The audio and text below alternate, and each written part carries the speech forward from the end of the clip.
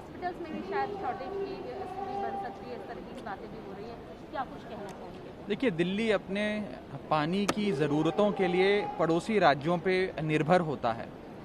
उत्तर प्रदेश से गंगा नदी आती है, हरियाणा से होती हुई यमुना नदी आती है, पंजाब की ओर से ब्यास नदी आती है, कुछ ग्राउंड वाटर एक्सट्रैक्शन होता है। इन सारे जल स्रोतों, सोर्सेज ऑफ वाटर को मिलाकर दिल्ली की लोगों की पानी की ज़रूरत दिल्ली सरकार, दिल्ली जल बोर्ड पूरा करता है। बीते कुछ दिनों से देखा जा रहा है कि यमुना नदी जो हरियाणा की ओर से छोड़ी जाती है पानी, उस नदी का स्तर घटता जा रहा है। हरियाणा बहुत कम बहाव से और बहुत कम संख्या में, कम मात्रा में यमुना नदी का पानी दिल्ली की ओर छोड़ रहा है। और मैं अगर तकनीकी भाषा में बताऊं तो जो पानी का स्तर, नदी का स्तर 674 फीट होना चाहिए, वो घटकर 667.5% के आसपास आ गया है। तो 674 फीट जो होना चाहिए वो आज 667 फीट हो गया, यानी कि लगभग 7 फीट की गिरावट देखी गई है पानी के स्तर में, जो एक बहुत बड़ी गिरावट होती है। नदी का स्तर इतना घट गया, आप हिसाब लगा सकते हैं कितना पानी दिल्ली में कम आ रहा है हरियाणा की ओर से, जिसके चलते एक समस्या उत्पन्न हो गई है। दिल्ली के कई इलाकों के अंदर पानी की समस्या आ रही है और हमने उच्चतम न्यायालय का दरवाज़ा खटखटाया है और यही उनसे प्रार्थना करी है कि हरियाणा से ये कहा जाए कि एक बड़ा चुनौतीपूर्ण समय है। कोरोना महामारी देश भर में फैली हुई है, दिल्ली में लगातार बहुत भारी संख्या में केसेस आ रहे हैं। कहीं ऐसा ना हो कि पानी इतना कम हो जाए कि दिल्ली में पानी की किल्लत बहुत ज़्यादा हो जाए। अस्पतालों को भी दिल्ली में, जहाँ पे कोविड मरीजों का इलाज हो रहा है, वहाँ पर भी पानी दिल्ली जल बोर्ड से सप्लाई किया जाता है। और ये अस्पताल कोई दिल्ली के एक इलाके में नहीं है, पूरे दिल्ली भर में स्प्रेड आउट है। तो अगर हमें पर्याप्त मात्रा में पानी मिलेगा तो हम सबको पानी पिला पाएंगे। फिलहाल अस्पतालों में पानी की कोई कमी नहीं है, लेकिन ऐसी कोई स्थिति ना उत्पन्न हो जाए, पानी लगातार घटता जा रहा है, तो उसको प्रीएम्प्ट करते हुए हमने उच्चतम न्यायालय का दरवाज़ा खटखटाया। क्या उम्मीद है सर?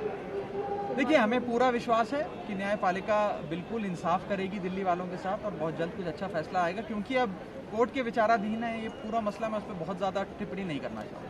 जिस तरीके से ये कोविड महामारी आई है, दिल्ली हाई कोर्ट लगातार इसमें संज्ञान ले रही है, सुनवाई कर रही है। सुप्रीम कोर्ट ने भी आज सुनवाई की है, क्योंकि दिल्ली हाई कोर्ट ने जो शो कॉज नोटिस जारी किया था, इसको लेकर केंद्र गया और सुप्रीम कोर्ट ने साफ कहा है कि 7 मीट्रिक टन जो है वो देना ही पड़ेगा। देखिए, आज दिल्ली सरकार ने अपना ऑक्सीजन बुलेटिन जारी किया है और उसमें साफ ये बताया है कि जहां हमारी ज़रूरत 976 मीट्रिक टन है, 976 मीट्रिक टन ऑक्सीजन दिल्ली को चाहिए अपने अस्पतालों में भरपूर ऑक्सीजन देने के लिए, उसके मुकाबले कल दिल्ली में मात्र 555 मीट्रिक टन आया, यानी कि ज़रूरत 976 की है, आया 555 मीट्रिक टन है। तो कहीं ना कहीं जो हमारी ज़रूरत है उसका लगभग आधा ऑक्सीजन सप्लाई आज केंद्र दिल्ली को कर रहा है। सुप्रीम कोर्ट, हाई कोर्ट लगातार केंद्र सरकार को फटकार लगाते हुए ये कह रहे हैं कि आपकी जिम्मेदारी बनती है दिल्ली को ऑक्सीजन देना और कृपया कर दिल्ली को पर्याप्त मात्रा में ऑक्सीजन दीजिए। हम आपकी ना नहीं सुनेंगे, हम आपके बहाने नहीं सुनेंगे। मुझे लगता है कि हाईकोर्ट के इस हस्तक्षेप के बाद, हाईकोर्ट के इस टिप्पणी के बाद ज़रूर सेंट्रल गवर्नमेंट पर्याप्त मात्रा में ऑक्सीजन दिल्ली को मुहैया कराएगा। और मसला सिर्फ ऑक्सीजन का नहीं है, मसला क्रायोजेनिक टैंकर का भी है। जिन टैंकर में इस ऑक्सीजन को ले जाया जाता है, एक स्पेशलाइज्ड मशीन होती है।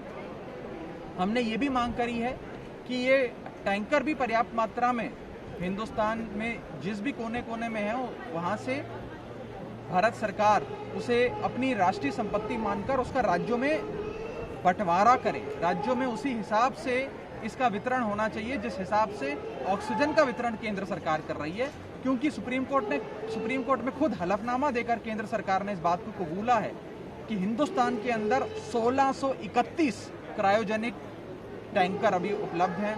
क्रायोजेनिक टैंकर की कोई कमी नहीं है, तो दिल्ली को भी पर्याप्त मात्रा में क्रायोजेनिक टैंकर मिले, ऐसी हमने मांग रखी है। वैक्सीनेशन ड्राइव चल रहा है, सभी 18 से 45 तक के एज ग्रुप को भी बोल दिया गया है।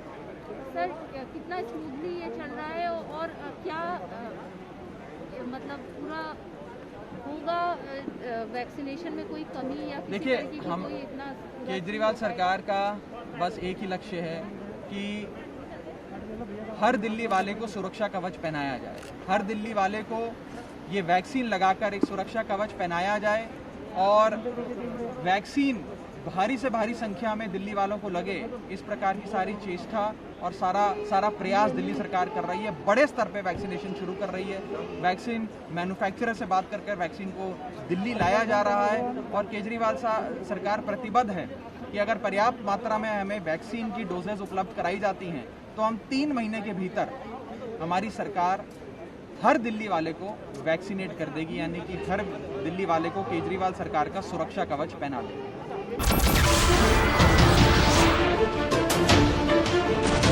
नमस्कार, मैं हूं मानक गुप्ता। अगर आपको हमारा ये वीडियो पसंद आया हो तो इसे लाइक और शेयर जरूर करें और हां, हमें सब्सक्राइब और फॉलो करना ना भूलें ताकि आप देश और दुनिया की कोई खबर मिस ना करें। तो जुड़े रहिए हमारे साथ और देखते रहिए न्यूज़ 24।